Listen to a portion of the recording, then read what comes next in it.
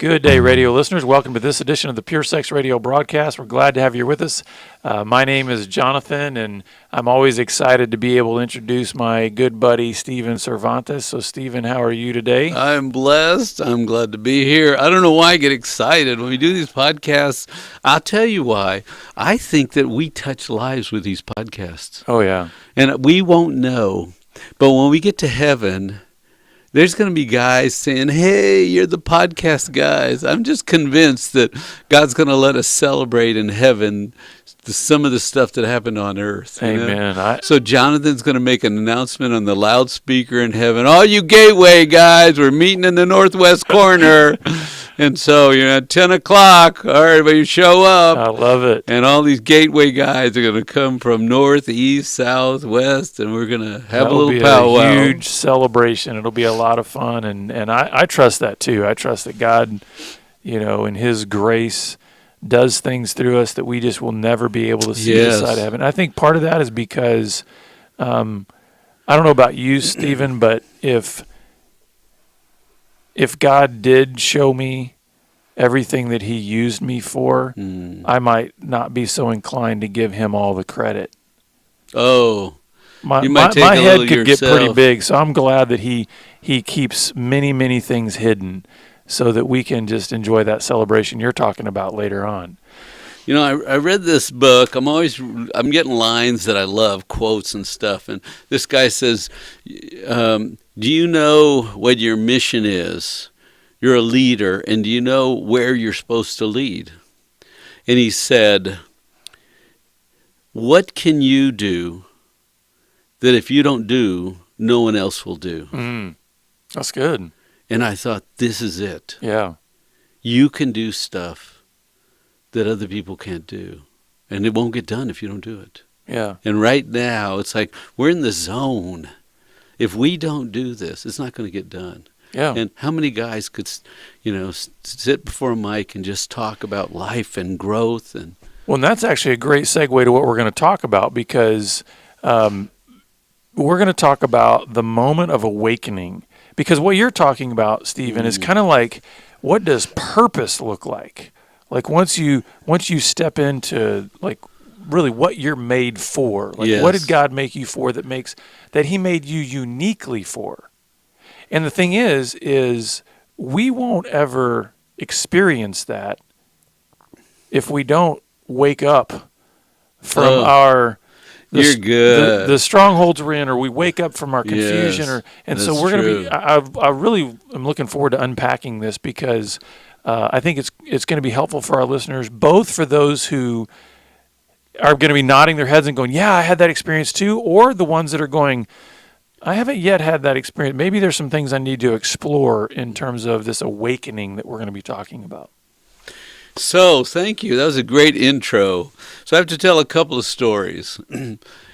One guy, most of the guys we talk to are really emotionally disconnected. I mean, they're relationally disconnected. They live their own little lives, and they engage some, but they have all these private, big, ugly lives, right? They're caught up in sexual struggles and acting out and deviancy and fantasy. And I mean, most of the guys that we challenge, or those men, we call them out from that lifestyle.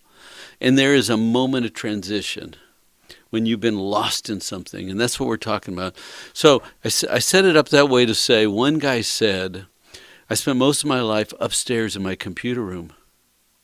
And he said, one day I came down to the bottom of the steps. And I said, okay, I'm not going up there today. I'm here. And he's at the bottom of the steps. And he said, I don't know what to do, but I can't go upstairs. And it was like, it was his moment of awakening. He wanted someone, tell me what to do. I'm going to engage life now. I'm not going to go hide in my computer room. And it was just a moment, but it was so graphic and so perfect, because he caught himself coming out of the fog. Yeah, it sounds like what was happening was he was realizing, when I retreat, or I would even put it this way, isolate or escape to my computer room, I am missing out on something that I was made for. And it's like so I see part of his awakening as sort of a double-sided thing. The one is recognizing the emptiness of being continually secluded and isolated in his TV room or in his computer room. Mm-hmm. And then on the other side, wanting to pursue or at least step into the environment where that isolation doesn't exist. There's community, there's connection.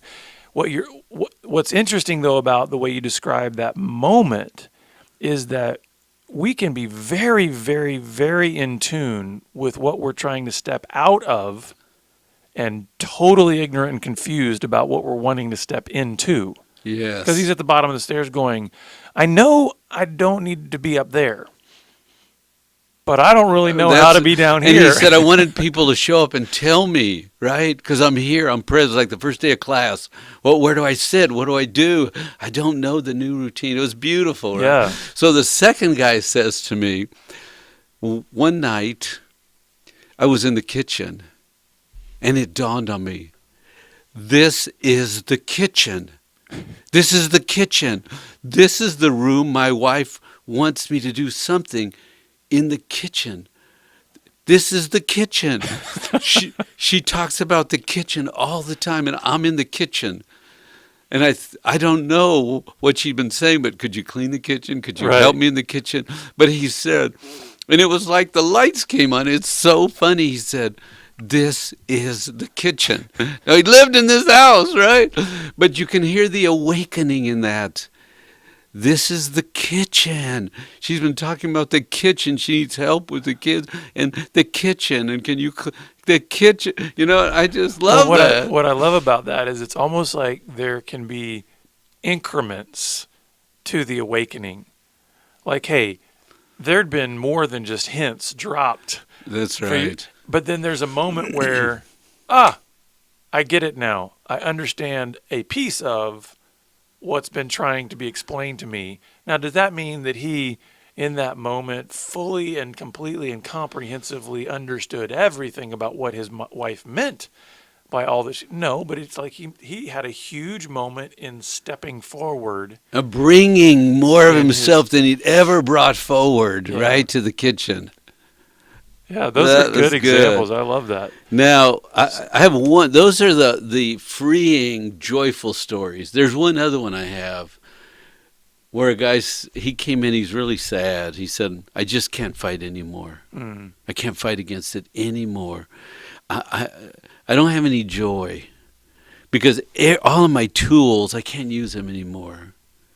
All I know is I cannot fight my wife anymore. And that was his awakening. And it was very sad because there was no freedom or peace or joy. He was realizing I can't use any of my tools, any of my routines. I cannot be opposite her. Right? And there was a heaviness and a sadness and a kind of a concession that he had to, you know. And I don't know if the joy comes later, or I don't know if it's just sometimes brutal. And then sometimes, man, if you want what you want so bad, and you've been fighting and demanding, and now we're 10 years into this thing, and you realize, wow, I can't fight anymore.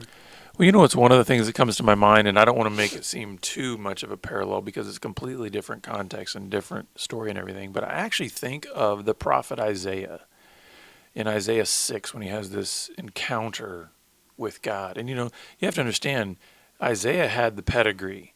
He was a scholar. He was a writer. He was the cream of the crop. Like when you look, it's, you know, when even in the scriptures, when he's referred to, he's called the prophet. Like, so he's sort of the supreme of all of the prophets. Okay. And yet when he has this encounter with the Lord, there is a sense of awakening where he says, I'm an unclean man with unclean lips among an unclean people. So it's almost as if he recognizes all my tools have done nothing to clean me up in your presence. And so, again, I'm not saying it's a parallel, but I get that same kind of vibe from this guy of going, I've tried to bring everything I have to this. And kind of the awakening I'm having is it's not working. I'm not able to to get what I thought I could get through using all of my various And I can't tools. pound anymore or fight or yell or hold out or silent treatment, whatever thing you could do. I can't do that anymore. And there's a sadness that was with it. But it's a type of awakening, right? Yeah, absolutely. Right. And so I say this one because I don't want everybody to go, oh, I'm supposed to have one of these big aha moments. Because sometimes it's just sadness and you got to walk through that grief and walk out of that grief. But you got to hold that grief for a while. It'll help you not be stupid. Be sad. Don't fight the old way, right? So I've been... every now and then somebody will talk to me and it will make my spirit jump and I go, oh my goodness, this is good. We got to capture this. We got to use this. This is God sending this man to teach the rest of the men. Because I feel like we're in a giant classroom, you and I. And we just got thousands of men that are listening. And it's like, what's the lesson this week, boys? Yeah. And it's like God sent someone and I had the ability to capture it, and he said, it's okay to use my story to bless other men. So here we go. Here we go. This is what this guy in his awakening moment said. I get it. I get it. I cannot get fixed alone. I've been trying to fix myself for years alone. I get it. I can't fix myself alone. I need help. And here is my simple transformational truth. Are you ready? I'm ready. Here it is. I do not understand emotions. That's it. I do not understand emotions. And if that's true, then think about this. Or said this way, it explains why I can't solve my own emotional struggles. I don't understand emotions. I've been trying to fix this problem alone. I've been trying to fix my emotional problems alone, and I don't understand emotions. I don't understand emotions, and I have a lot of emotional problems, and I've been trying to fix them alone, but I don't understand emotions. But I have a lot of emotional struggles. You're looking blank, Jonathan. Well, I'm just going, that's a hamster wheel that's hard to get off. That's exactly right. And he says, I finally get it. I've been on the hamster wheel. And I've been trying to figure things out with my little limited toolbox. And I have to understand emotions, but nobody gave me the how-to manual. Right? So I've been reading or trying to find some manual. And I've done it alone. So, I mean, there's several components. I understand emotions, but I'm an emotional mess. I can't fix me alone. I got to get some help. And you can almost see if I can put it in these terms, you almost see a progression towards the awakening. And what I mean is there's the aha, right? I finally get it. I can't do this alone. Yes. And then within that, the recognition that my issue is I don't understand emotions, which then brings him back to I can't do this alone. So therefore, in order to fix this issue of that I don't understand emotions, I can't sit out here on my own and keep trying to figure out my emotional problems. So it's like the original sort of aha led him into what is it that I'm really saying aha about, and how do these things then fit together? Because it's kind of like the aha had a double component. I can't do this alone. What can't I do alone? Fix my emotional problems. So I need to actually get yes, help with that. and think about this. I have emotional struggles. My wife has emotional struggles. My kids have emotional struggles. My friends have. The people at church have emotional struggles, and I don't understand emotions. And I'm trying to get myself fixed and do something. So it's just like this big aha. But if you think about it, if you're teaching your children words like grief through that, rest, be sad, but then move back to capturing your joy and maturity and being open to learning, right? If you give your children words and labels and insights and thoughts, then they will never say, I don't understand emotions. The person that says I don't understand emotions came from a home where they didn't talk, or they just screamed at each other, or nobody was home. There's no understanding of emotions, but I have to go forward now in life. So he says, I finally get it. So the next phase, he says, is this. Today, I must leave pride at the door. My pride. Pride cannot journey with me as I go forward. Proud, I know, my way. My past is full of pain. To go forward, I must go backwards and explore my emotional growing up stories. I have old hurts and a history of loneliness. I don't know how to comfort myself, and I don't know how to comfort my wife. I wanted my mom and dad to comfort me, but Dad chose alcohol over his family, and Mother was stressed and distant. I wanted someone to reassure me, someone to comfort me. I wanted to feel safe. Let's pause there. Yeah, so there's a lot to unpack here. I've been sort of quickly underlying just some key words I see in the statement. Certainly the pride issue there is Yes. one, in terms of I gotta leave pride at the door. And I think sometimes you can have a pronounced moment like that where you recognize, man, I've made life all about me and I've tried to make all the ends meet what I want. But then it can be difficult to understand, how do you leave pride at the door? And so I see him unpacking then a lot of this other stuff. He recognizes the reality of pain in his past. He realizes he needs to go more deeper into those stories. Probably with, and certainly from the original AHA, he needs to do that in the context of community and counseling and those kinds of things. But then there's other words that come in here that I that help me to recognize that he is seeing the true needs that he has. When I hear the word comfort Yes. over and over, the fact that he's not been able to comfort himself, doesn't know how to do that. The idea that he has sought reassurance throughout his life. I mean, there's a lot of confusion. I'm making decisions. I'm acting like a man, but do I have a sense of assurance that I'm kind of going in the right direction? I'm working on the right things. I'm building the right skills. The idea of being safe and having fears, all these kinds of things, I recognize that part of what he is seeing in terms of leaving pride at the door is opening himself up to exploring all these emotional vulnerabilities that probably before he is masked with pride. I'm a man. I got it all together. I know how to do this. And, that's when we find our coping mechanisms, because we recognize, you know what, I do have fears. I don't know how to comfort myself or comfort others. I need to be reassured. I need, affirmation. So does that make That's sense? great. There's all kinds of stuff in there. Comfort and reassurance. And don't we all need that? And either you got it and you learned it, and now you can share it with your wife and kids, or if you never learned it, it's hard to share something you don't know. Because he said, I have a history of loneliness, being alone, left alone. I even now live alone in this relationship, right? I live over in my own space. I hide my own place. And yeah, I come out and talk, but there's a real sense that I have pride, so I'm going to fake it, but I'm really lonely. I don't know how to comfort me and reassure you or comfort you.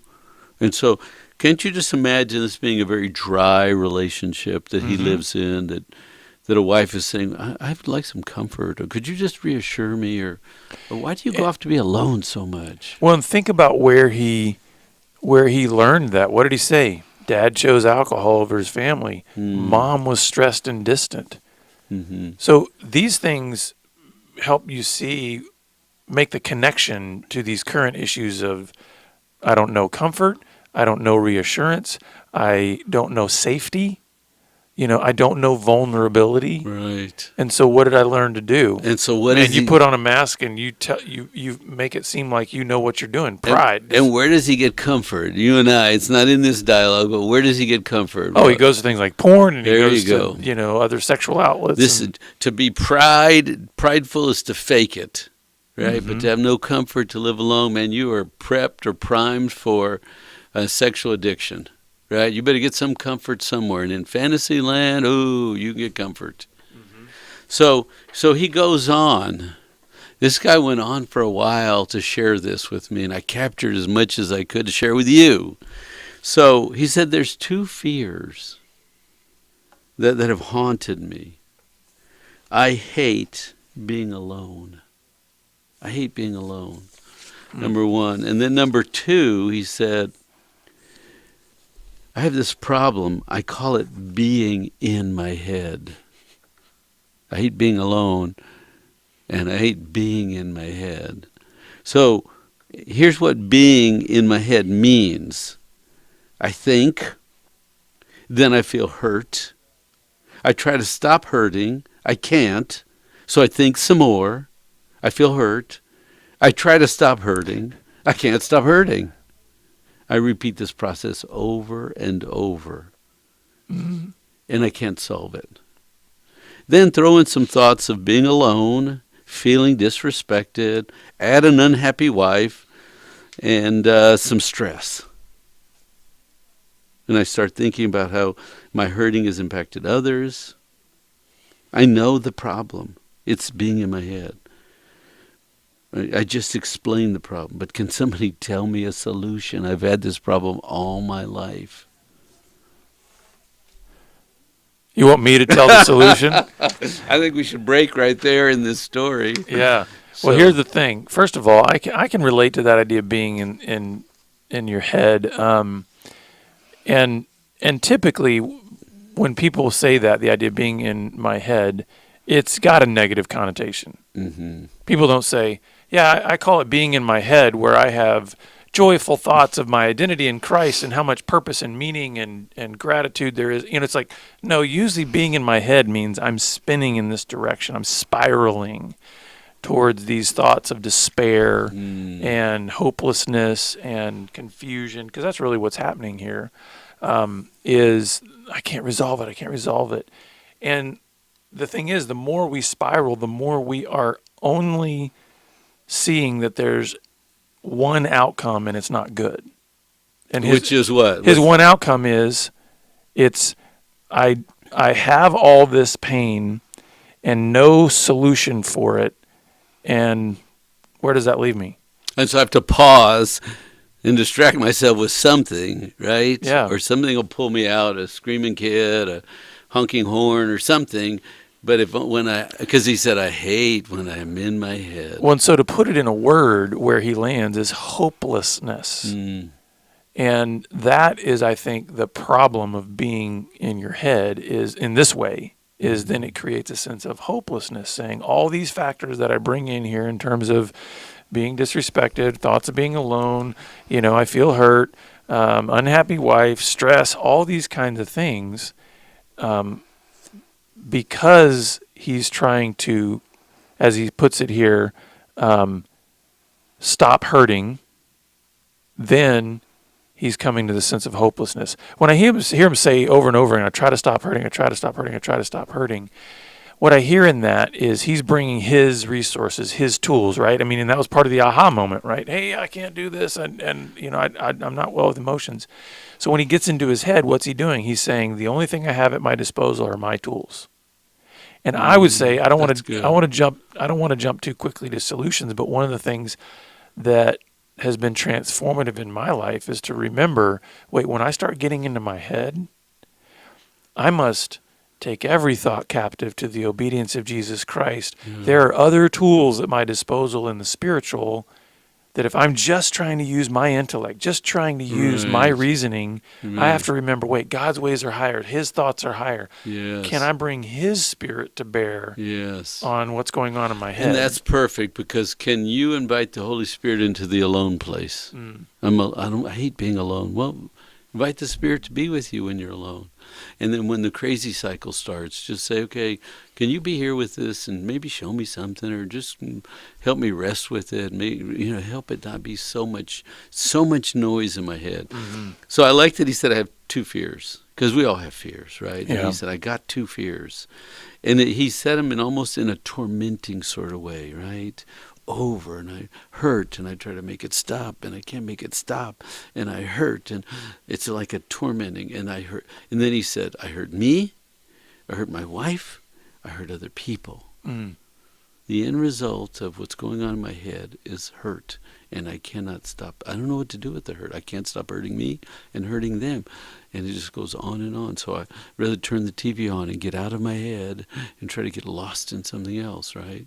And when I look at those two fears, man, the enemy is so crafty because neither one of those things is wrong or bad in and of itself. Being alone or being in your head. Because if you think about it, really the journey that this guy's going to be, I mean, he's had a moment of awakening where he's recognizing his fears, right?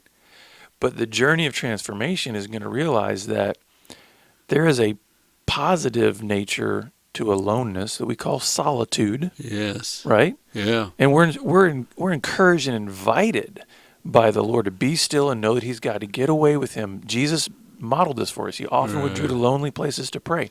So there's a sense in which it's not being alone that is in and of itself the problem, but how it has manifested itself in his history that creates a fear, which is like, when I'm alone, what do? I get in my head, and all I can think about are all the negative things. The other thing, too, about being in your head, we're told that we are transformed by the renewing of our minds. You got to get into your head to have your mind renewed. You know what I mean? Yes. Oh, that's a good thought. Yeah. So I guess all I'm trying to offer here is the awakening moment is the recognition of what is a problem. Yes. But sometimes even recognizing the problem, the context itself of the problem is not wrong. Aloneness, being in your head.